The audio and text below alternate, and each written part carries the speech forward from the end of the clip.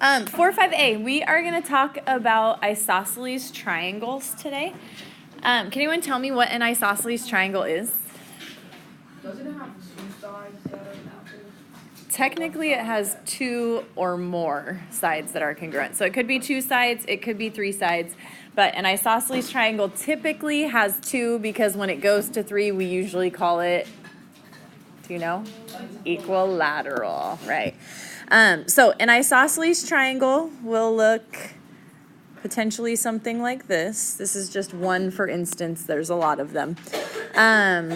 You will have two legs that will be congruent. So this is a leg, and they are equal.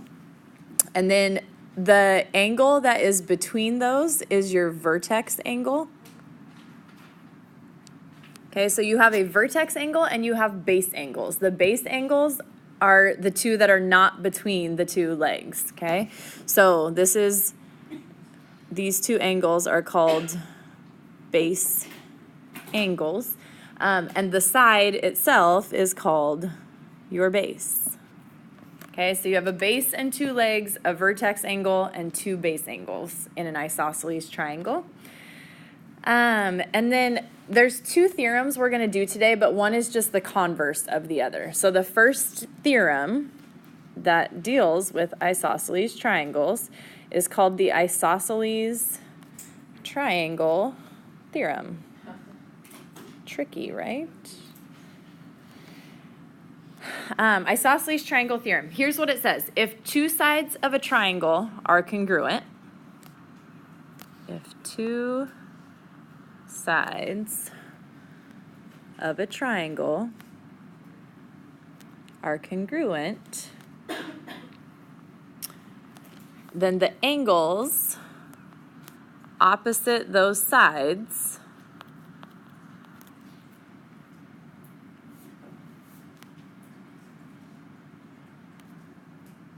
are, and I'm going to see if you can fill in the blank. So if these are my congruent sides up here, what do you suppose is true about the base angles? They're congruent, okay? So if two sides of a triangle are congruent, then the angles opposite those sides are congruent, okay? Essentially what that's saying is this. Let me draw a quick picture for you.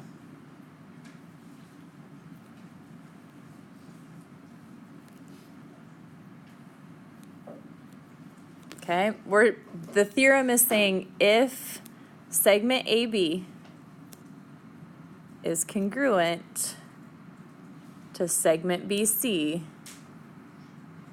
then angle A is congruent to angle C. Okay, so if the sides are congruent, if it's isosceles, then your base angles are congruent. So the red would not be marked for you, but we know it to be true, okay? If the two sides are congruent, then we know those angles are congruent.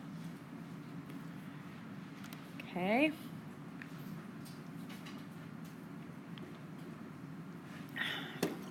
Okay, now I'm gonna prove it to you. You don't necessarily need to take notes on this. I'm just showing you why this theorem works, okay? If you wanna take notes, go right ahead. But I'm just going to prove to you that this will always be true. So let's say we have this triangle. We'll call this A, B, C. And then I'm actually going to do the bisector of angle B. And we're going to call that point D. Okay? So I just bisected that vertex angle, and I know these are congruent. Right? So if I bisect the angle, those two angles are congruent. I know the two sides are congruent. If I think of this as two separate triangles right now, what else is congruent in those two triangles? BD. So I know that middle segment is congruent. So what do you know about those two triangles right now? They are congruent by SAS. So we would say triangle ABD is congruent to triangle CBD by SAS.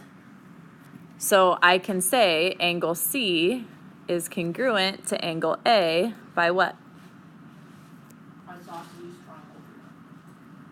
triangle. I'm proving the isosceles triangle theorem, so we can't use it, but we can say CPCTC, right? If I proved the triangle is congruent, then all the parts of them are congruent as well. Okay? Questions on that? All right. So then, what would the converse of that theorem say? If two sides of a triangle are not congruent, then the angle Not the inverse, the converse. What does a converse do? Hey, do you guys need to move? Quit. Converse. What does a converse do? Wait, it's conditional. Then converse, Then converse. right? So it's just Oh. flipping it. So we're saying what? If the base angles are congruent, then the legs must be congruent. Right. So the converse is just going to say, and you may write the converse if you want. It's however you want to do this. But the converse of the isosceles triangle theorem would say if your base angles are congruent,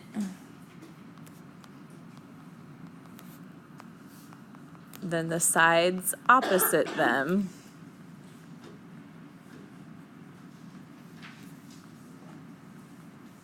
are congruent. Okay, so it's the same picture as that black picture up top. It's just that we knew different parts. So if this is our picture and we know the base angles are congruent, then the thing we can say because of this is that these two segments are congruent. So if this is triangle ABC, we would say if angle A is congruent to angle C, then the segments are congruent. So AB would be congruent to BC.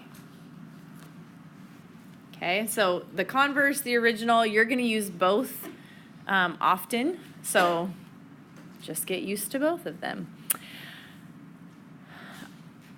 Any questions on either one? Yeah.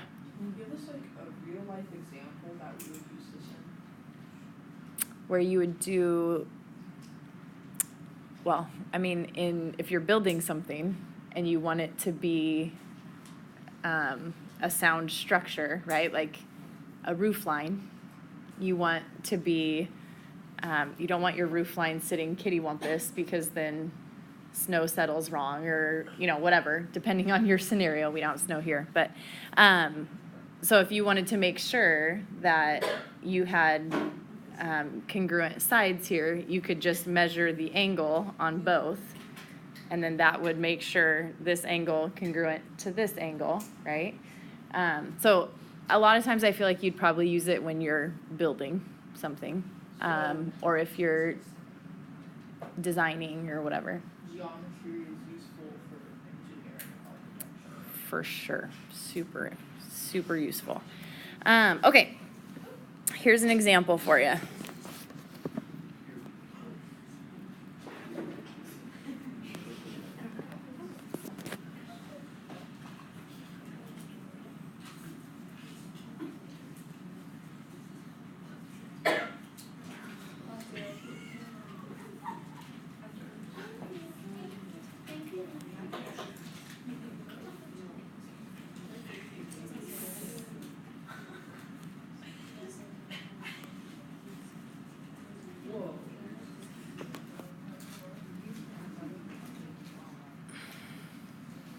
All right, let's say you have this picture, and I want to know, for my first part, is GK, don't answer for me yet, I want a chance for people to look at this.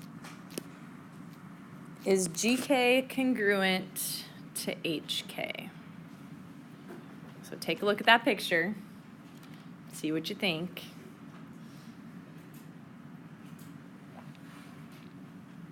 Who thinks, yes, those are congruent, GK and HK? Who thinks, no, those are not congruent? So I saw a few yeses. Why do you think yes? Yeah. Because Converse of the Isosceles Triangle theorem. Right, so because your base angles are congruent, right, because these are congruent, then the sides across from them have to be congruent as well, right? So it's the converse of the Isosceles Triangle theorem. So this would be yes, they are. How about, is HL congruent to KJ based on what you're seeing? So is this segment here congruent to this segment here? Yeah. Who knows? Who knows? We don't have enough information to tell, right? They told us that we have this angle here. They don't tell us anything about this angle, and they don't tell us anything about those two sides to be able to compare them. So we would say not necessarily, or not enough info, you could say. We can't be certain, so you can't say yes. You could say maybe, but we don't know. Yeah. If HK was parallel to LJ, though, could we solve for that?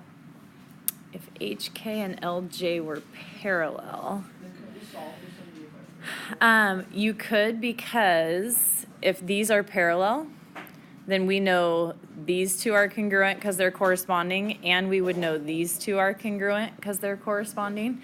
So then you would have, oh, you know what though? No, because that doesn't mean these are congruent, and it doesn't mean these are congruent, right?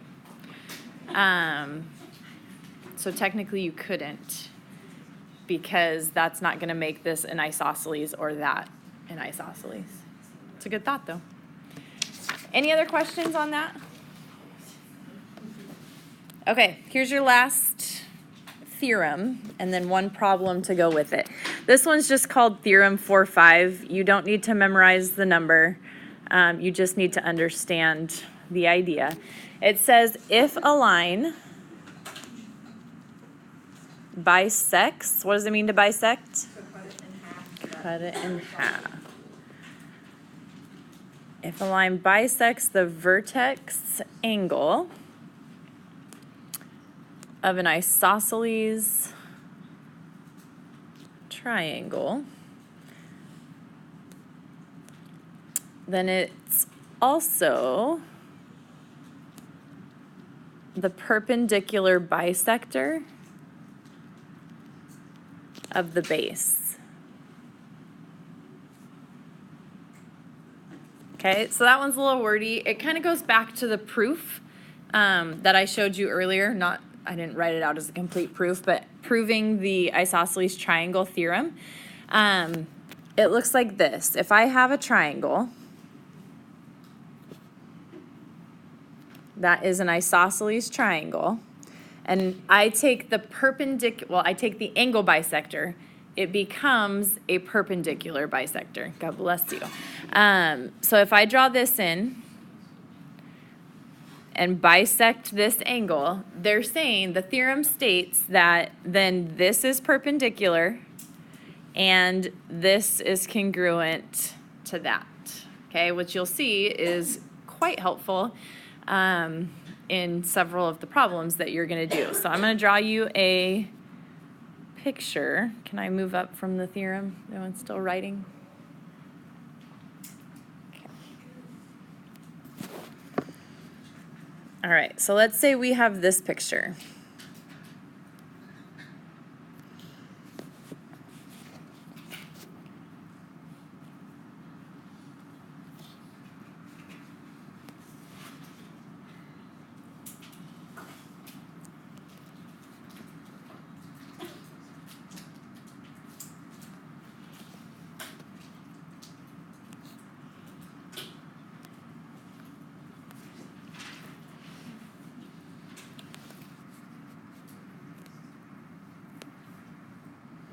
And I promise you'll see one like this on a quiz soon, so make sure it's making sense to you.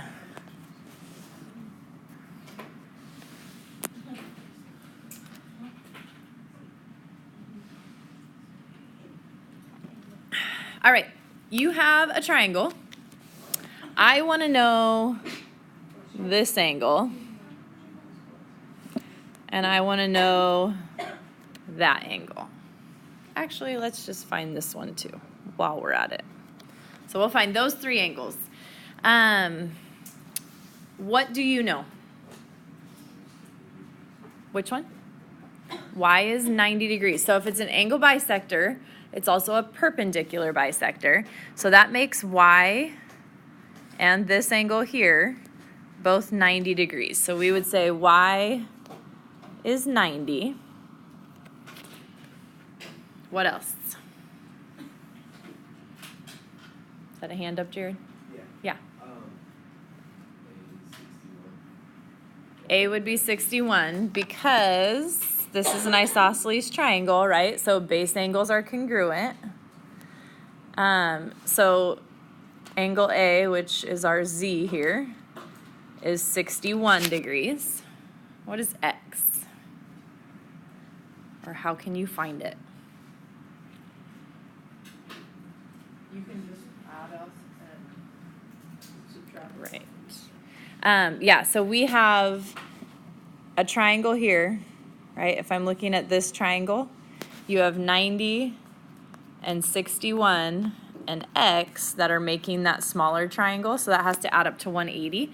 So if we take away 151, then X would be 29 degrees.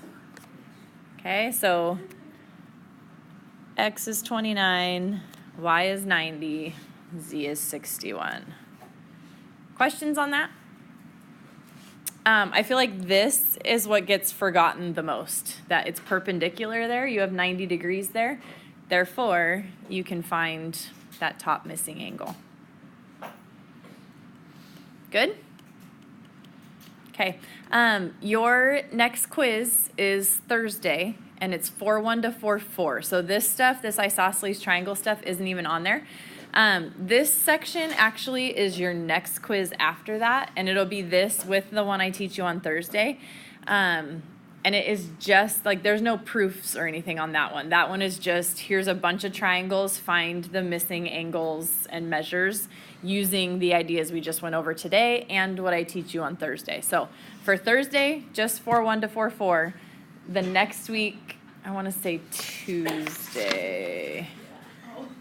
Yeah, next week, Tuesday on the 30th, you'll do just 4-5. So there's no 4-1 to 4-4 on that one. It's just 4-5 all by itself.